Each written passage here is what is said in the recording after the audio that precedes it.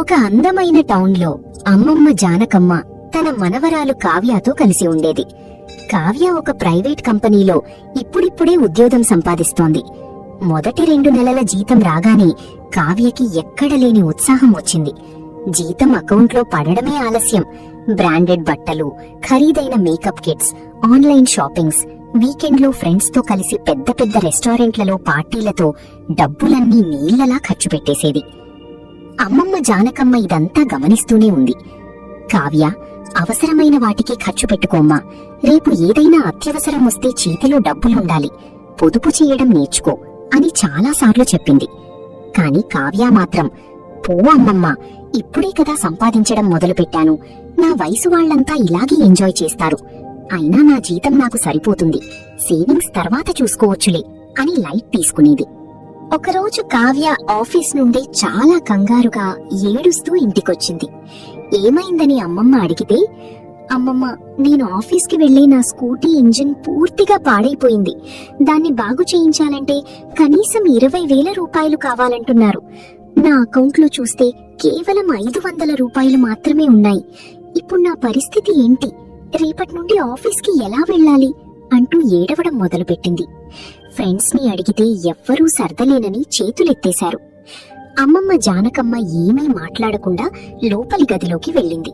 కాసేపటి తర్వాత చేతిలో ఒక చిన్న మట్టి హుండీ, పిగ్గీ బ్యాంక్ పట్టుకుని బయటకొచ్చింది. ఆ హుండీని కింద పడేసి పగలగొట్టింది. అందులో నుండి 500 నోట్లు, 100 నోట్లు కుప్పగా పడ్డాయి. ఆ డబ్బునంతా లెక్క పెడితే కరెక్ట్ గా 25,000 రూపాయలు ఉన్నాయి. కావ్య ఆశ్చర్యంతో కళ్ళు పెద్దవి చేసి చూసింది. అమ్మమ్మ, నీకు పెన్షన్ వచ్చే ఆ కొద్దిపాటి డబ్బుల్లో ఇంత డబ్బు ఎలా దాచావు అని అడిగింది. అమ్మమ్మ కావ్య చేతులు పట్టుకుని ప్రేమగా చెప్పింది. కావ్య, ఈ డబ్బు ఒక్కరోజులో వచ్చింది కాదు.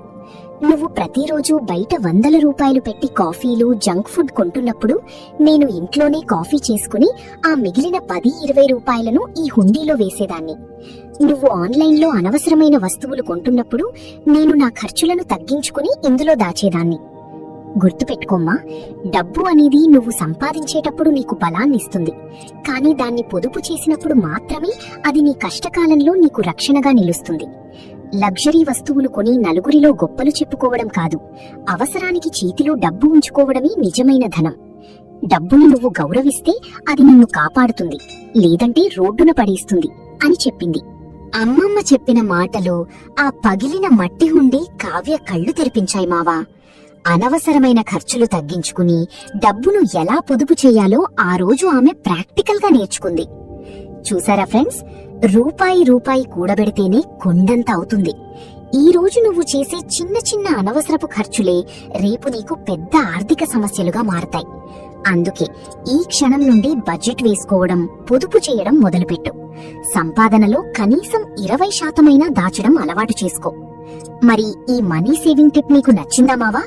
నచ్చితే ఇప్పుడే లైక్ కొట్టి నీ అభిప్రాయాన్ని కింద కామెంట్ చెయ్యి.